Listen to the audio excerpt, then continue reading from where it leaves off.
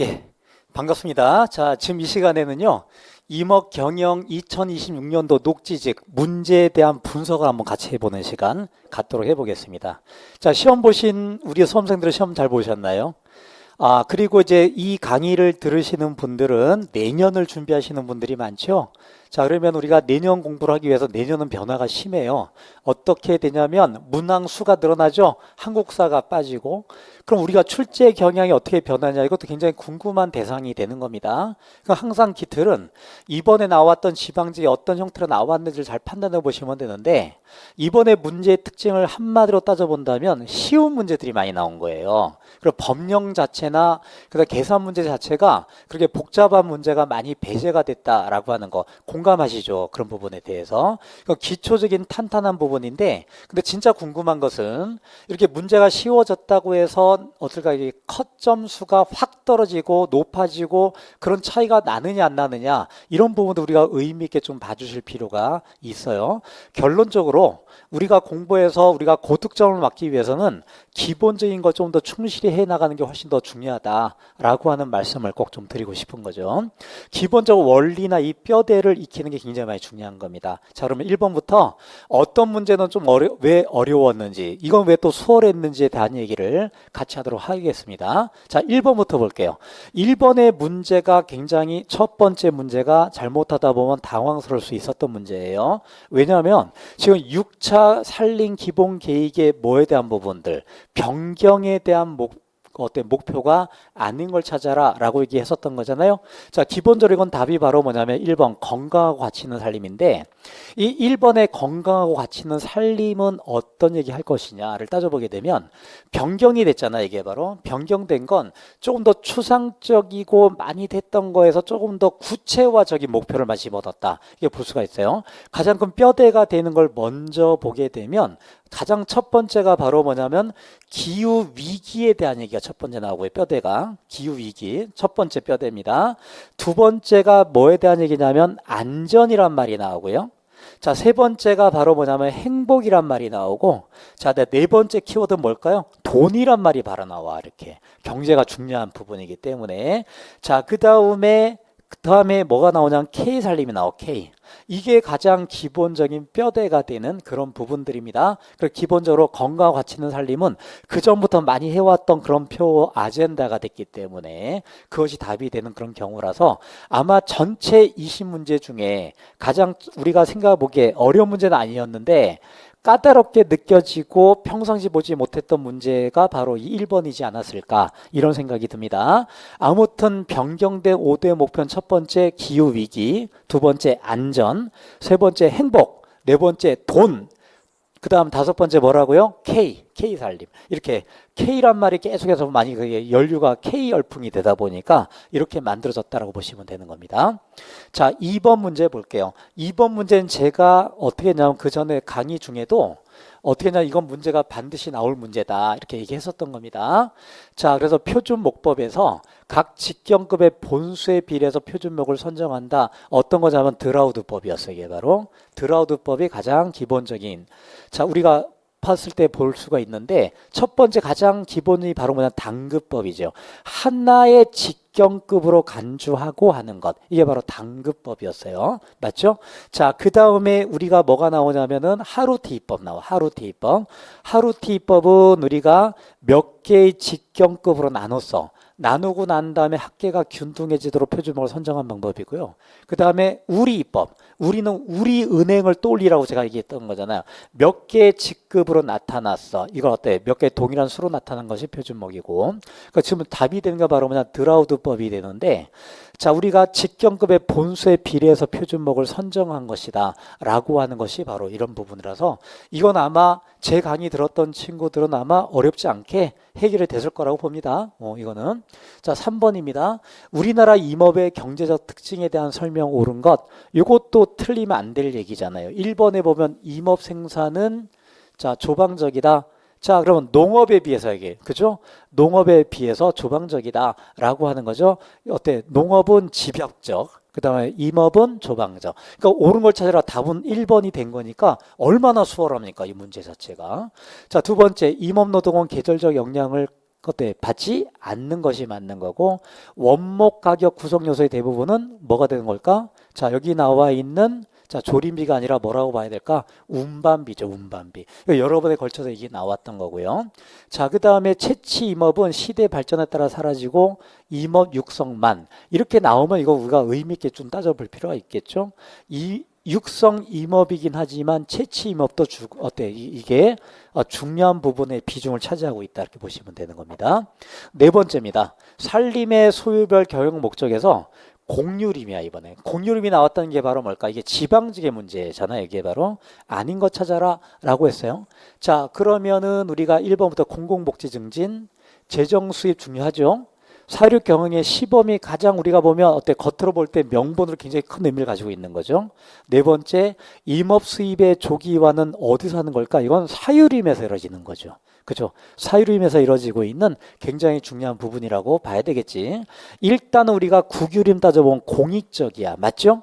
그 다음 산림자원 보호해 주는 것이고요. 그 다음에 기술 개발 쪽에 있는 것이고, 공유림이다라고 하는 건 바로 뭐냐면 공익적 기능을 수행하는데 여기에 우리가 사유림 경영을 선도한다 중요한 것이고, 사유림이다 다시 말하면 뭐가 있는 걸까? 가장 중요한 것은 바로 뭘까? 자본회수에 있는 거잖아요. 가장 그죠? 돈을 벌어야죠. 기업이 해줘야 될 가장 중요한 어때? 의무가 뭐예요? 이윤 추구야. 그 어떨까?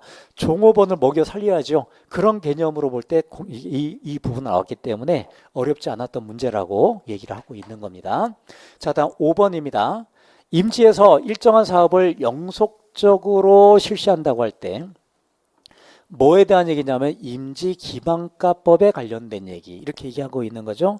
임지기반가가 나왔다면 가장 대표적으로 반대가 바로 뭘까? 비용가죠. 비용가. 그렇죠? 이렇게 우리가 얘기할 수가 있는 부분을 얘기하고 있는 거죠. 잠깐 이건 좀 정리 좀 하고 넘어가 볼게요. 우리가 이렇게 얘기할 때 두 가지 얘기해. 첫 번째 바로 뭐냐면 전가를 얘기해. 전가는 우리가 V0로 표시를 많이 하잖아. 전가가 있고 뭐가 있는 걸까? 후가가 있는 거죠. 자, 그러면 어떨까? 이게 이렇게 전가를 따져본다면 미래 가치가 있어요. 그렇지. 미래 가치가 지금보다 돈이 더 커지게 될 거라고. 이거를 어떻게 환산하는 걸까? 미래 가치를 현재로 환산하는 거죠. 현재로. 현 시점으로. 현 시점으로 환산을 시켜봐봐. 그럼 미래 가치는 크게 큰데 현재로 볼 때는 어때? 작아졌죠.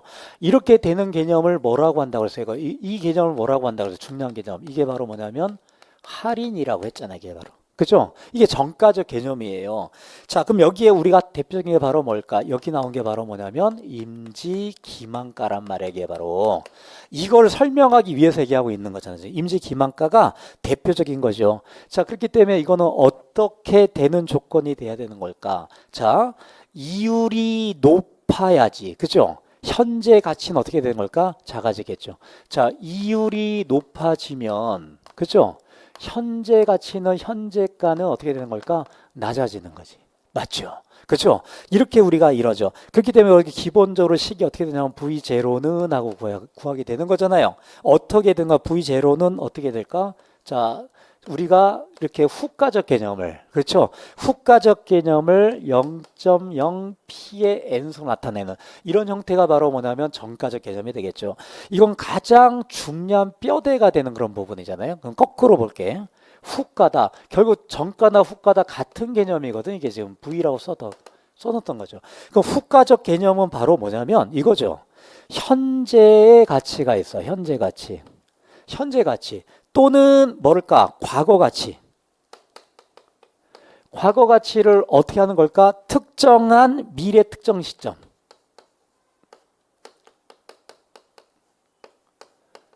시점으로 바꿔주는 걸 얘기하고 있는 거잖아. 쉽게 말하면. 그죠? 이거 환산해 주는 걸 얘기하는 거죠. 그 대표적인 게 바로 뭐냐면 임지 뭐라고요?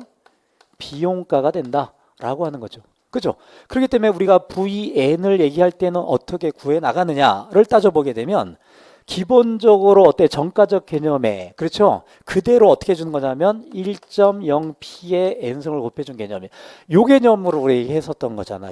기본적으로. 그러면 이거를 먼저 숙지하고 있는 게 중요한 거잖아요. 이게 정가 후가적 개념에서. 그렇죠? 그렇게 따져본다면 임지 기만가는 뭐에 대한 얘기냐면 정가적 개념을 우리가 얘기하고 있는 거야. 지금 이게 바로. 기본적으로. 자, 여기서 옳은 걸 찾으라고 했습니다. 자, 답이 3번이죠.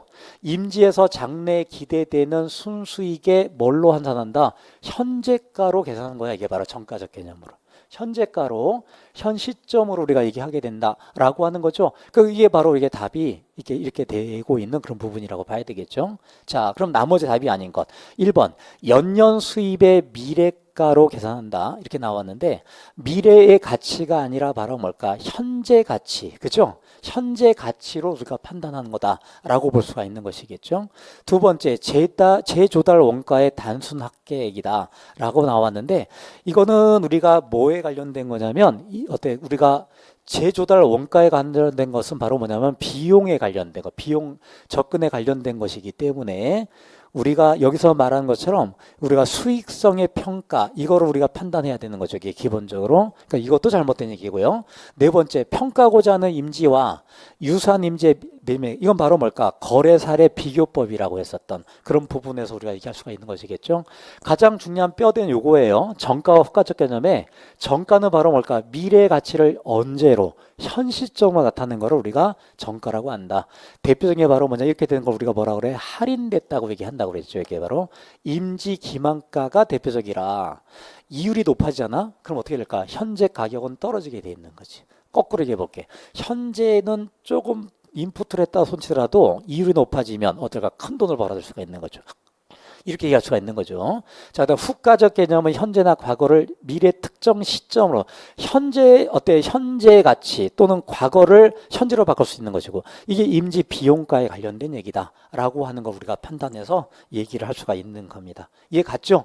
자, 5번의 항목은 여기는 요거를 정확히 이해하고 있는 것이 굉장히 중요하다라는 얘기입니다. 6번을 볼게요. 그다음에 6번을 보면은 우리가 소반의 주 경사도 구분을 옳지 않은 것, 이거는 너무나 당연한 얘기가 어떻게 된 거냐면, 우리가 이렇게 따져볼게요. 자, 완경급험절이야. 이렇게 바로. 완경사는 어때? 15도시. 15도시가 아니라 15도. 자, 저럼지. 이렇게 우리가 판단해 봐 나갔을 때, 우리가 잘못된 것이 어떤 걸까? 극경사가 25에 30이니까 이거 우리가 따지는 게 우리가 볼 때 우리가 지왕 조사를 한다거나 이렇게 할 때 중요한 뼈대 중에 하나였다라고 하는 걸 볼 수가 있겠죠. 이거 틀리시면 안 되는 거죠. 이것도. 자, 7번입니다. 자, 7번도 어렵지 않게 문제가 나왔다고 봐야 돼요. 자, 자꾸 제가 어렵지 않다라고 하는 의미가 무엇인지를 알아셔야 돼요. 그래서 우리가 꼭 명심할 것은, 제가 어렵지 않았다, 기본적이다라고 하는 문제는 틀리면 안 돼요. 그러니까 이걸 틀리고는 합격을 할 수가 없어요. 기본적으로 명심하세요. 고득점이라고 하는 게 만점에 대한 강박관념을 사라지게 만들어줘야 돼요. 이거는 사라져야 되는 것이고, 중요한 건 그 대신에 기본적인 문제에 치중해서 그 문제는 틀리시면 안 된다라는 얘기죠. 이거 우리가 얘기할 수가 있는 거고요. 최근 들어서 임업 경영이 이렇게 쉽게 나오고 있잖아요. 전반적인 부분에서. 그러니까 이것이 바로 뭘까? 어떤 부분의 어떤 트렌드 형태인데, 그럼에도 불구하고 많은 이론이 들어가게 되면 우리는 어떨까? 굉장히 혼란스럽고, 그래서 기억이 안 나서 틀리는 그런 경우가 많이 있다고 봐야 되겠죠. 7번 문제도 볼게요. 산림 탄소 상세제도, 이것도 시험 문제 잘 나온다고 했는데, 근데 의외로 문제는 어렵지 않은 문제로 기본적으로 나왔어요. 자, 다시 말하면 산림탄소 상세제도의 특징은 한마디로 바로 뭐냐면, 산림의 비율을 높여주고 효율을 높여줘 가지고 이산탄소 배출을 줄이자라는 얘기잖아. 그치? 우리가 가장 대표적인 형태로 볼 때는 신규 조림이나 재조림에 관련된 거. 그죠? 이거 우리가 따져보면 우리가 개도국에서 해줘야 될 가장 대표적인 그런 형태라고 봐야 되겠잖아. 이게 바로. 그러면 여기서 봤을 때도 목제품 이용이라든지, 자, 식생복구는 대표적인 부분에 들어갈 텐데, 중요한 건 산지 전용이 됐다. 무슨 뜻이에요? 산지 전용은. 산지가 어떻게 된 건가? 훼손을 시켜서 다른 걸로 개발한다는 얘기잖아요. 그죠? 그렇게 따져본다면 전혀 매치가 안 되는 건 바로 3번이라고 봐야 되겠잖아. 이것만 봐도 우리가 쉽게 알 수가 있는 거지. 쉽게 말하면. 그죠? 자, 이렇게 따져보고 나머지 보면 우리가 중요한 건 바로 뭘까? 신규조림, 우리가 재조림에 관련된 거, ARCDM이라고 했던 거, 그죠? 이런 부분에 우리가 신규와 재조림에 관련된 아주 세부적인 거 우리가 공부를 했지만 문제는 어렵지 않게 나오게 된 것이다 볼 수가 있겠고, 그러니까 산림 경영에 관련된 그런 부분에서 우리가 습수 능력을 증진한 사업이 되고요. 그다음 목제품 HWP라고 하죠. 이게 바로 그죠? 이게 가공에 대한 거라든지 이런 부분에 관련된 부분들 얘기했었던 몇 가지들에 포함되는 얘기들이라고 볼 수가 있습니다. 자, 8번이에요. 자, 생산 기간에 대한 걸로 해서 우리가 명칭이 회기년, 계량기, 그 다음에 윤벌기, 이거 몇 가지들이 우리가 나왔는데 여기 보면 예비벌 이렇게 나왔던 것처럼 이 용어가 시험 문제에 나올 거라고 분명히 얘기했던 것 중에 하나잖아. 이게 바로 여기서 옳지 않은 걸 찾아라 라고 얘기했던 것이고요. 옳지 않은 건 어떤 거냐면 회기년인데, 회기년의 가장 큰 생명은 바로 뭘까? 회기가 됐다. 이건 바로 뭐냐면 계벌을 얘기하는 게 아니잖아. 이건 바로 계벌을 얘기한 것이 아니라 전통적인 문제는 옛날로 볼 때는 이렇게 문제가 나왔던 거지. 이렇게. 자, 우리가 쪼개볼게. 이렇게 네 군데로 쪼개볼게. 1년생, 2년생, 3년생, 4년생, 5, 6, 7, 8, 9, 10, 11, 12까지 해볼게. 이렇게 따져보면 1번 영역을 벌채 2번하고 3번하고 4번 했지. 다 몇 번 해야 돼? 5번 해야 되잖아. 5년생. 그러니까 5로 갈 때 다시 돌아간 걸 뭐라고 해? 이걸 우리가 회기년이라고 하고, 쫙 다 돌아가서 몇 번까지 12번까지 했어. 이렇게 된 걸 우리가 뭐라고 할까? 이걸 윤벌기라고 했던 거잖아. 자, 그렇게 따져본다면 회기가 된 것은 뭘 얘기하고 있는 거냐면 여기서 말한 것처럼 계벌을 한 것이 아니라, 계벌했다면 싹 빼버릴 거니까 뭐에 관련된 거냐면 회기된 것이 결국 뭐가 똑같은 거? 윤벌이 된 거와 똑같은 거죠. 다시 말해보면 회기년은 계벌이 아니라 뭘 얘기하는 걸까? 택벌을 얘기하고 있는 겁니다. 그죠? 이해하죠? 이거는 자, 중요한 뼈대로서 우리가 얘기할 수가 있는 핵심이 되는 것이고요. 그 다음에 계량기가 됐다. 계량기는 뭘 얘기하고 있는 거냐면 계벌을 했어. 계벌하면 다시 어떨까? 양수림으로 다시 어떨까? 나무를 심어야죠. 파종하거나. 그렇게 되는데 바로 파종하지 못한 시기가 됐어. 이런다면 나무를 쓰러뜨렸는데 이거 그대로 끌고 가지 못하고 그대로 있다거나, 아니면 어떨까? 이게 토양 자체가 훼손이 돼 있다거나, 이거 우리가 훼손된 걸 다시 복구해 줘야 되겠잖아요. 그런 부분을 해 나가는 게 바로 뭐냐면 계량기가 되는 거죠. 그 계량기는 어때? 없거나 짧을수록 유리한 것이겠죠. 계량기 맞는 것이고요. 갱신기는 뭘 얘기하는 거냐면 우리가 산벌해서, 그죠? 산벌해서 우리가 뭘 하게 하는 거냐면 이건 어떤 걸까? 좀 전에 문제 봤지만 조림하게도 산벌이 문제 나왔잖아. 이게 바로 자, 그런 것처럼 우리가 예비벌부터 시작해서 우리가 하종벌, 후벌까지 넘어가는데 그때까지 걸린 시간을 우리가 뭐라고 한다? 갱신기라고 한다. 그렇게 우리가 알 수가 있는 것이겠죠. 윤벌기는 말 그대로 전체 살림을 한 번 다 베는데 없애는 그런 부분, 아까 똥구나 했던 윤벌기까지 얘기했었던 것까지 얘기했던 거잖아요. 이렇게 해서 8번도 강조를 했지만 생각보다 어렵지 않게 문제가 나왔다라고 하는 겁니다. 자, 그 다음 9번의 영역을 보면 이것도 가장 기초적인 부분이죠. 연년 생장 곡선, 평균 생장 곡선, 총 생산화 곡선. 일단 곡선 간략하게 한번 그려볼게. 자, 우리가 총 생산 곡선 어떻게 될 거냐면 이렇게 누 S자 곡선을 그리게 될 거야. 맞지요? 그러니까 처음에 생장이 더디다가 어떻게 될까? 쭉 커졌다 그다음부터 어때? 성숙되지 않은 상태가 될 것이고, 이걸 똑같은 형태로 뭘로 그리는 거냐면 이거를 연년 생장과 평균 생장을 그리게 되면 연년 생장을 그렸어요. 이렇게. 그럼 평균 생장은 뒤에 나타나게 된다라고 했던 것까지 우리가 기억하고 계셔야 되겠죠. 그렇죠? 그러니까 이거는 우리가 뭘 얘기하는 거냐? 연년이고 평균이 나타나게 될 것이고, 이렇게 우리가 나타나게 될 것이겠죠. 자, 그렇게 우리가 따져본다면 옳지 않은 걸 찾아라라고 했어요. 옳지 않은 걸 찾아라. 1번부터 볼게. 연년 생장 곡선은 봐봐요. 연년 생장 곡선은 평균 생장보다 어떻게 될까? 더 어때? 최고점이 빨리 오게 된다. 그 얘기를 하고 있는 것이겠잖아요. 자, 두 번째. 연년 생장 곡선의 최고점에서 평균 생장량과 연년 생장량의 크기가 같을 수가 있을까? 그렇지 않지요. 자, 우리가 연년 생장의 최고점은 우리가 어떻게 될까? 우리가 최고점에서 연년 생장량이 평균 생장보다 더 크게 되는 그런 형태가 될 것이기 때문에 이것이 우리가 잘못됐다라고 볼 수가 있겠죠. 그렇죠? 그 연년 생장하고 연년 생장하고 평균 생장량의 곡선이 만나는 곳이 있죠. 거기가 어떨까? 평균 생장량이 최고점이 되는 그런 부분이다라고 하는 것도 우리가 기억하고 계시면 되겠고요. 자, 그 다음에 총 생장 곡선이 변곡점이라는 시점에 최고점에 들어간다. 자, 우리가 총 생장 곡선은 X자 곡선을 그린다라고 했잖아요. 가장 가파른 지점. 그 부분이 바로 최고가 되는 부분이에요. 여기 살짝 삐뚤어져 있는 그런 부분이라고 봐야 되겠죠.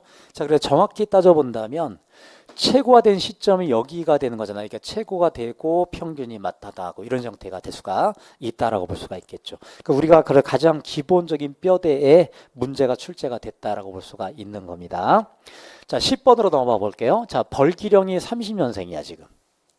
이 소나무린 경영을 통해서 현재가 합산액 기준으로 2천만 원의 비용이 들었고 3천만 원의 편익이 발생해서 이게 바로 뭐냐면 BC율이죠. 이게 바로 BC율. 자, B는 바로 뭘까? 베네핏이야. 이익이 된 거고요. C는 바로 뭐냐면 코스트가 된 거야. 이게 BC율이 되는 거죠. 자, 이렇게 때 편익 비용 비율이 얼마가 되느냐 따져볼게요. 편익 비용 비율이 1이다 라고 하는 건 바로 뭘까? 자, 다시 말하면 우리가 이런 거죠. 자, 우리가 보면 그 기본적인 부분의 비용 대비 편익이 1이 된 거니까 어떻게 될까? 자, 100만 원을 투자해서 100만 원을 어떨까? 수입을 냈다. 그 얘기 되는 거죠. 적어도 이것의 수익성이 되려면 편익 비용 비율이 어떻게 될까? 1보다 커야 되는 것이 맞는 것이 되겠죠. 그러니까 편익 비용 비율은 한마디로 뭘 얘기하고 있는 거냐면 좀 전에 얘기한 대로 자, 비용 대비 자, 우리가 코스트 대비 바로 뭘까? 바로 베니핏, 이용이 되는 것이니까 이것이 바로 뭐냐면 편익 비용 비율이야. 이게 바로 편익 비용 비율이. 그럼 어떻게 이루어지는 걸까 따져보게 되면 저기는 얼마냐면 2천만 원이야 지금. 맞죠? 자, 그 다음에 여기 위에는 어떨까? 편익이 얼마들이 생겼어요? 3천만 원이 됐기 때문에 이 값은 얼마냐면 1.5가 됐어. 무슨 얘기일까? 1보다 크기 때문에 편익 비용 비율이 1보다 크기 때문에 그만큼 어떨까? 사업성이 있다 없다? 있다라고 보셔야 되는 거죠. 알겠죠? 내부 수익률법이다 그러면 어떨까? 편익과 비용이 어때? 똑같은 그렇죠? 0으로 환산할 때가 그렇게 얘기한다라고 했고, 그러니까 이것도 우리가 어떨까? 가장 기본적인 골격을 알고 있으면 될 수 있는 그런 문제라고 볼 수가 있는 거죠. 10번 문제 해결이 됐고요. 11번 문제 뭐에 대한 문제냐면 그 기본적으로 뭐에 대한 얘기냐면 여기 키가 되는 건 바로 뭐냐면 개위 면적에 대한 얘기입니다. 한마디로 개위 면적은 한마디로 어떤 걸까 따져보게 되면 전반적인 면적이 있어요. 그럼 이거는 지금 뭘 얘기하고 있는 거냐면 산림이라고 하는 게 평지가 아니잖아. 평지가 아니기 때문에 어디는 북향으로 돼 있고 어디는 남향으로 돼 있고 똑같은 남향이라 하더라도 약간씩 미기후가 달라지고 이렇게 되고 있잖아요. 그럼 우리가 어떻게 되는 거죠? 전체 면적이 있어요. 전체 면적을 수확량을 환산해 수확량 대비로 균등하게 우리가 면적을 쪼개는 게 아니라 수확량을 가지고 쪼개 놓는 거예요. 이게 바로 수확량을 가지고. 수확되는 자 그런 부분을 그러니까 현실적인 면적을 똑같이 쪼개 놓다 보면 수확되는 양이 달라질 거 아니야. 수확되는 기준을 가지고 쪼갠 거야. 그러니까 수확을 따져보니까 현실 면적이 어디는 좁고 어디는 넓고 이렇게 만들어질 수 있겠죠. 이렇게 면적을 똑같이 수확의 기준 따진 게 바로 뭘까? 그게 개위 면적이라고 볼 수가 있어요. 한마디로 개위 면적은 바로 뭘까? 임지 생산력을 기준으로 해서 현실 면적을 보정한 면적이라고 봐야 되겠죠. 자, 그러면 여기 문제에서 보면 현실 면적은 50헥타르인데 개위 면적은 60헥타르예요.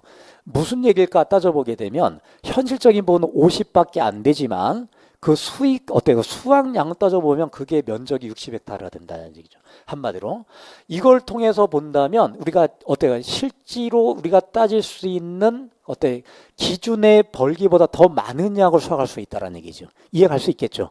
그래서 우리가 따져 나갈 수 있는 게 바로 뭐냐면 자 벌기의 제적을 어떻게 구해 나가느냐. 기준 인본의 벌기 제적이 얼마나 300입방이라고 했잖아요. 300입방 중에 우리가 어떻게 하면 되는 거냐면 현실보다 개위 면적이 더 높아. 그 비율만큼이 어떻게 되는 거냐면 기준 인본의 벌기보다 더 많이 수확이 된다. 그 얘기를 할 수가 있는 것이겠죠. 자 그래서 A는 어떻게 되는 거냐면 자 기본적으로 300입방이야. 헥타르당 기준이 302방을 가질 수 있었어요. 얘를.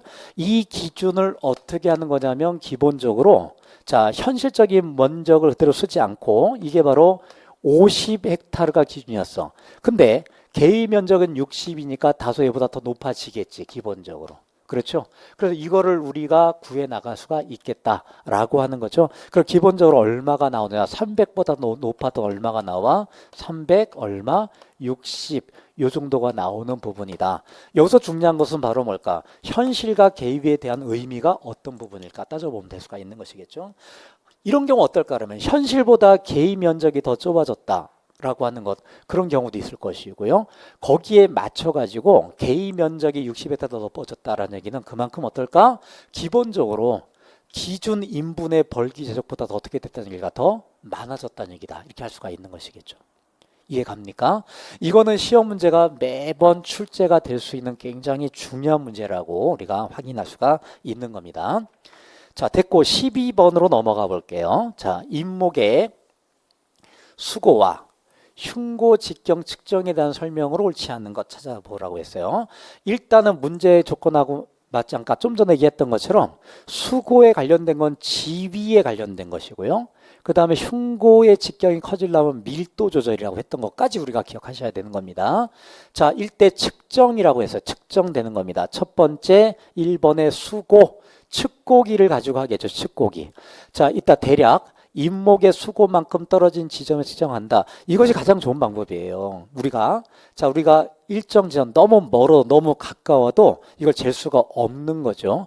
그러니까 오차를 줄이기 위해서 가장 중요한 것은 주로 인목의 수고와 대략 같은 거리. 그러니까 인목의 수고가 있어. 이렇게 나무가 쭉 있단 말이에요. 바로 나무가 있다면 여기가 거의 똑같은 거리, 여기가 H라고 한다면 여기도 똑같은 H만큼이 떨어져 있다라고 한다면 뭐가 되는 걸까요? 이게 바로 이게 이등변 삼각형 정도 되겠죠. 이게 가장 안정된 상태를 띠고 있는 거예요. 이게 쉽게 말하면. 근데 너무 멀리 있거나 너무 가까이 있으면 각도가 달라지겠죠. 이게 바로. 그렇죠? 또 그런 측면에서 우리가 수고의 수고와 그 다음에 어떨까 거리를 거의 같게 해주는 것이 맞다. 이건 일반 상식으로 알아두면 좋겠습니다. 이게 바로 두 번째, 수고는 인목의 초두부와 근원부가 잘 보이는 위치에 측정한다. 당연한 얘기겠죠. 근데 이게 쉽지가 않은 게 살림이 우거져 있기 때문에 이걸 제대로 잘 볼 수가 없기 때문에 문제가 되는 거잖아요.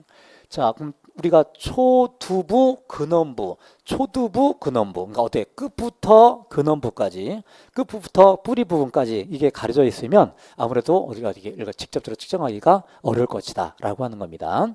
세 번째. 자, 흉고 직경 측정은 수관 측과 직교하는 방향이다. 뭐 문제 많이 나왔던 그런 부분들 얘기하고 있는 것이겠죠. 자, 이렇게 직교할 때가 수직으로 됐을 때가 직경을 분포할 수가 있는 그런 부분들이다라고 볼 수가 있겠죠.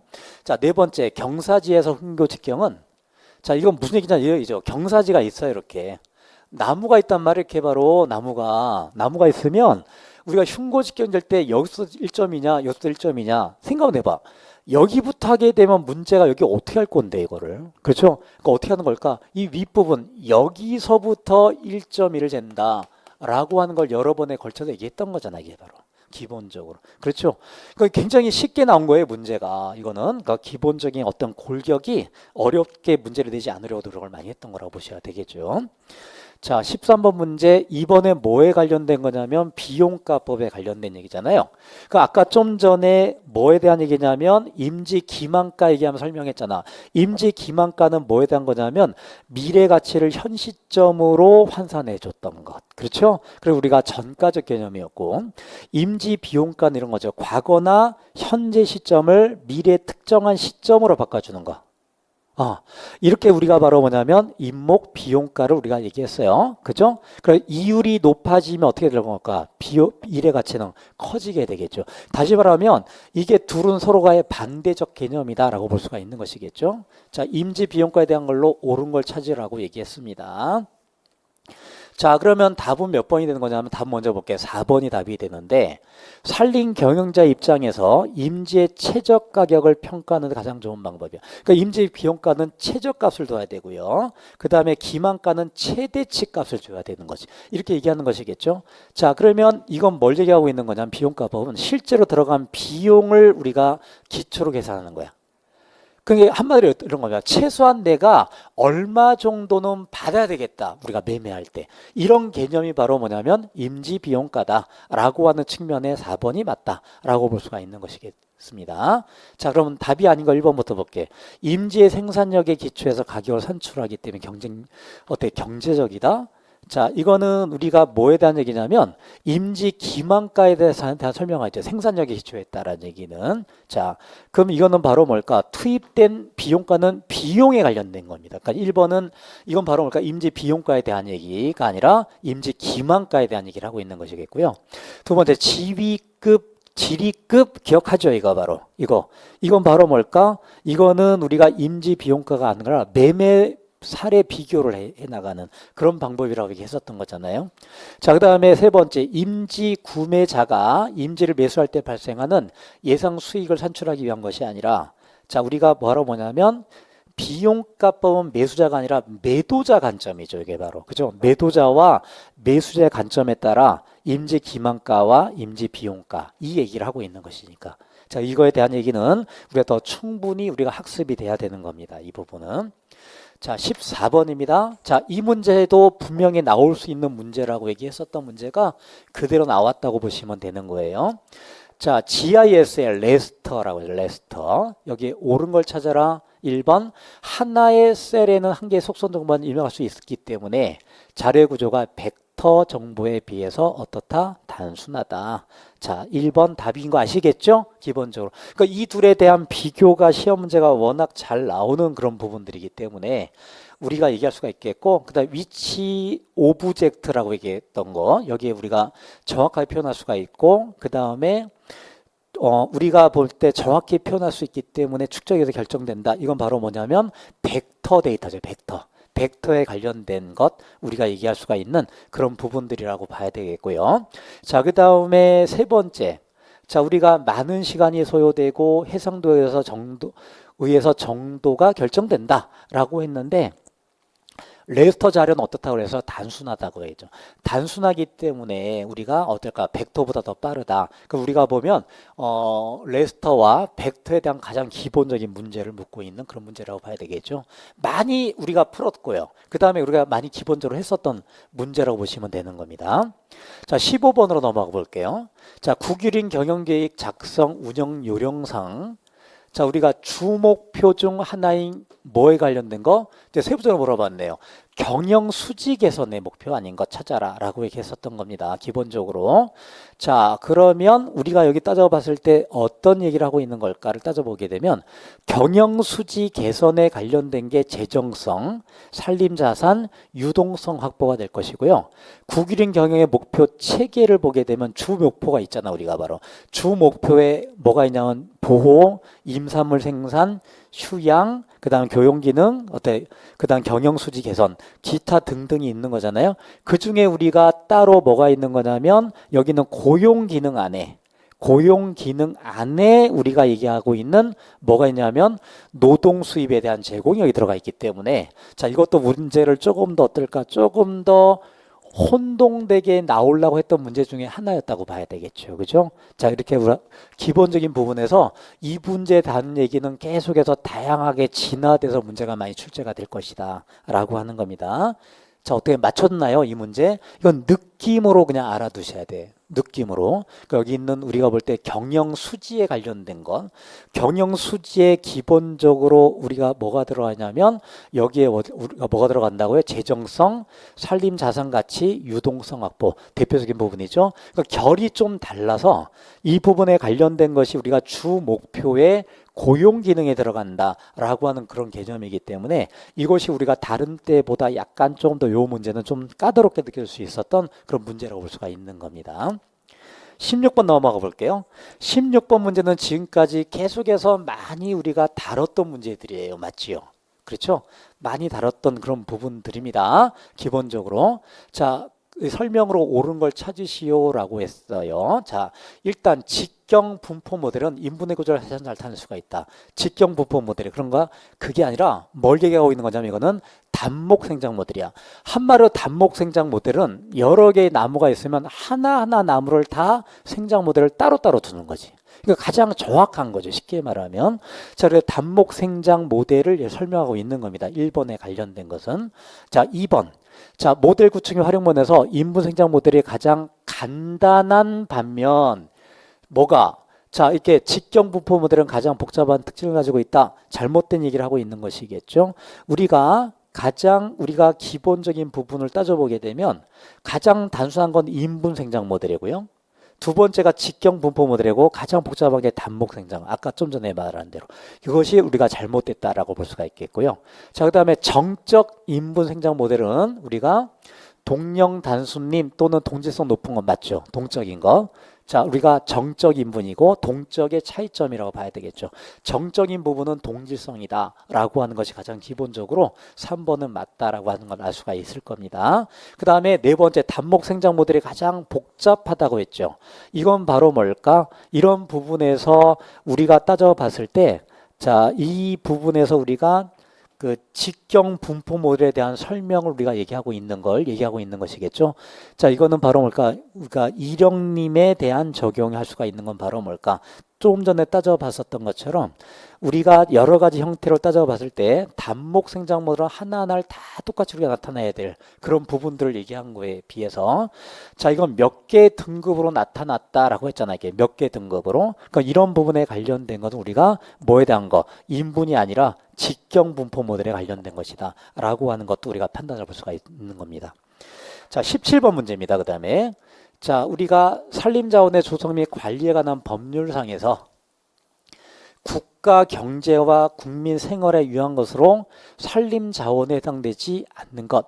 이것도 문제 강조를 했죠. 산림자원에 들어가지 않는 것 중에 하나가 바로 뭐냐면 임도였다고 얘기했잖아. 왜? 임도는 지금 왜 만든 거냐면 비워준 거지. 여러 가지 목적들 때문에. 근데 우리나라는 임도가 많이 구성되어 있지 않다라고 얘기했던 거잖아요. 자, 어쨌든 간에 여기는 우리가 기본적으로 설치 구조물이 아닌 건 바로 뭘까? 임도에 관련된 거예요. 기본적으로 이 도로가 아니다라고 했던 거 기억하실 겁니다. 기본적인 문제를 풀었었을 때.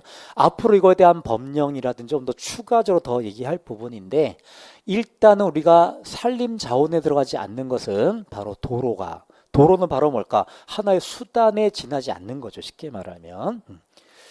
근데 우리나라는 이렇게 도로가 임도가 많이 구성되어 있지 않아요. 굉장히. 그러니까 이것을 우리가 좀 더 늘려나가야 될 목적은 있다라고 하는 겁니다. 18번 문제. 자, 통계 기본이 나왔는데 이것도 어렵지 않게 문제가 나온 거예요. 우리가 너무나 당연한 것처럼 국유림은 조금씩 증가돼. 어디 있던 국유림이 사유림이 국유림이 되는 건 굉장히 바람직한 거죠. 자, 이런 다음에 작년에 산불이 났을 때 자, 이런 다음에 경북 지방에 산불 나고 강원도 산불이 나. 산불이 나면 훼손이잖아요. 훼손되면 이걸 다시 복구해 나가는 과정이 조금 더 효율적으로 이루어진 곳이 어딜까? 강원도가 되는 거야. 그 이유가 바로 뭘까? 강원도는 거의 대부분 국유림이 많고요. 그 다음에 경상도 지방에 가면 이게 사유림이 많아. 그럼 사유림이 많은 건 우리가 다시 한번 개발하기 위해서는 어떨까? 국가적으로 얘기하기보다는 여러 가지를 다 동원하고 의견 수렴도 해야 되기 때문에 어려운 점이 있다라고 하는 거죠. 그런 측면에서 우리가 전반적인 부분에서의 국유림으로 증가된 형태는 바람직한 현상이다. 이렇게 봐야 되겠죠. 심히 잘못된 말은 바로 2번이다라고 할 수가 있겠죠. 1번 볼게. 산림 면적은 감소돼. 자, 참고적으로 우리나라 산림은 전 세계적으로 봤을 때 우리나라 산림의 면적이 많은 나라입니까? 적은 나라입니까?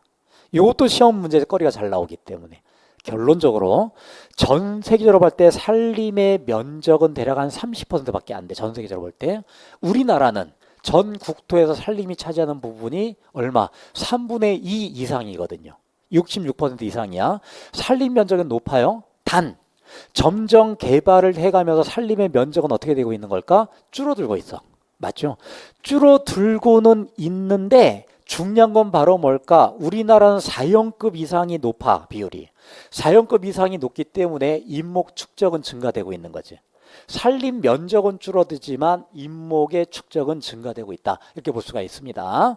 됐죠? 자, 이런 측면에서 우리가 얘기할 수가 있겠고, 아까 좀 전에 세 번째 거 얘기한 것은 우리가 어때요? 4형급 이상은 증가되고 있다라고 0급에 관련된 부분들 얘기할 수가 있겠고요. 그다음 네 번째, 자, 산림 면적 볼 때 자연환경 보전림은 증가됐다가 나머지는 모두 감소됐다. 이렇게 나오고 있죠. 이게 바로 자, 생태계 보호에 관련된 게 중요성이 커지면서 우리가 자연환경 보전림의 비중이 자연환경 보전림 증가되고 있다. 이렇게 우리가 바라볼 수가 있는 겁니다. 이렇게 바로.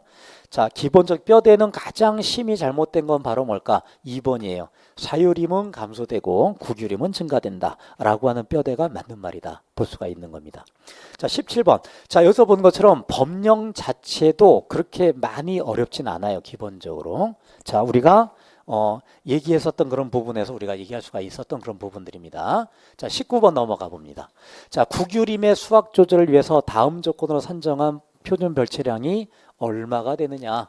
자, 가만히 볼게요. 이게 공식을 잊어버렸다 손 치더라도 자, 일단 먼저 볼게. 조정 계수를 1이 아니라 0.75 준 건 바로 뭘까? 전체 수확은 했다 손 치더라도 수확했다더라도 어때? 수확에서 우리가 결손 부분이 생기는 것 때문에 우리가 바로 뭘 주는 거냐면 우리가 저기 말하는 조정 계수 준 거죠. 이게 흔히 말한 대로 이게 헤이어 공식인데 헤이어 공식이란 말을 잊어버린다 하더라도 중요한 건 바로 뭘까? 이렇게 따져볼게요. 그냥 한글로 따져볼게. 표준적인 벌채량을 구하고자 하는 거예요. 우리가 지금. 그죠? 그러니까 벌채량을 구하는데 어떻게 구하는 거냐면 입방을 구해. 얼마에서 우리가 헥타르당 기준으로. 벌채량을 구한다고 따져봤을 때 중요한 것은 바로 뭐냐면 저 공식이 주어진 것만 틀만 가지고 따져볼게. 틀만 가지고. 첫 번째 뭐가 필요한 걸까를 따져보게 되면 일단 이게 필요한 거겠죠. 자, 평균적인 뭐가 필요한 걸까? 생장량이 필요해. 왜? 생장이 많이 될수록 벌채량도 더 많아질 거니까. 맞죠? 자, 이렇게 될 건데 여기에 우리가 더해 주기를 어떻게 되냐면 이거 꼭 중요한 것이 바로 뭐냐면 중요한 것이 항상 현실적인 축적이 있어. 현실의 축적에서 뭐를 빼준다고요? 법적인 축적을 빼준다. 이게 중요한 거야. 이게 바로. 그러니까 중요한 뼈대는 바로 여기에 있다고 봐야 되겠지. 자, 따져볼게요. 현실적인 축적과 법정을 보면 어디가 더 많을 수밖에 없을까? 당연히 법정이 더 많거나 같겠지. 당연히. 그렇게 따져본다면 여기 있는 플러스가 과연 플러스일까? 아니야. 요것 때문에 마이너스 될 여지가 높아요. 그 여기서 중요한 건 현실에서 법정을 빼준 양이 돼야 되는 거야. 쉽게 말해서. 근데 그것만큼 잘할 때까지 뭐가 필요했던 걸까? 갱정기가 있었던 거야. 쉽게 말하면. 됐죠? 여기까지 우리가 수학을 했는데 중요한 건 여기에 로스율이 생기기 때문에 여기에 뭘 곱해준다? 여기다 좀 전에 얘기했던 것처럼 뭐?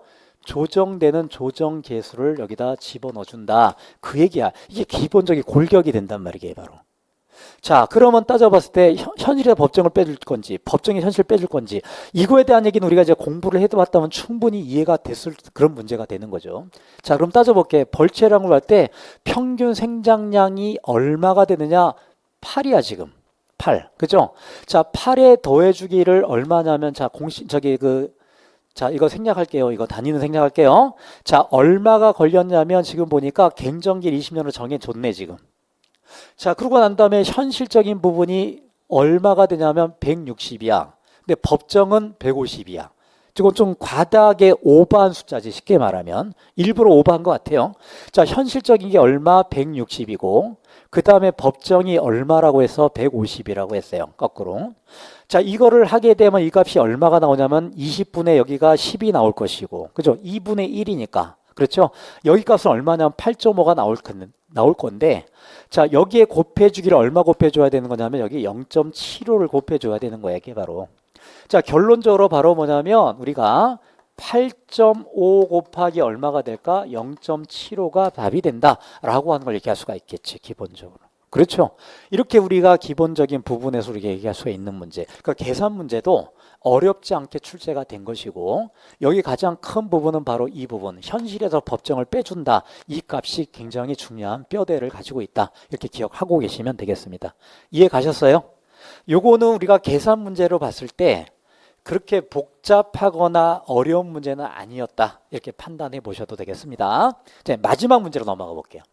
20번 문제입니다. 여지없이 예측 가능했던 문제예요. 자, 어떤 거냐면 분석하는데 경제 분석이 있고 재무 분석이 있어. 이건 매년 출제, 작년도 출제가 됐었던 문제입니다. 그럼 경제 분석과 우리가 재무 분석에 대한 얘기를 하고 있다라는 얘기죠. 이게 바로. 그럼 재무 분석은 주로 누가 따지는 것이고 경제 분석은 누가 하고 이런 부분에 대해서 우리가 얘기했죠. 재무 분석은 누가 하는 걸까? 이건 주로 기업이 하는 일이고요.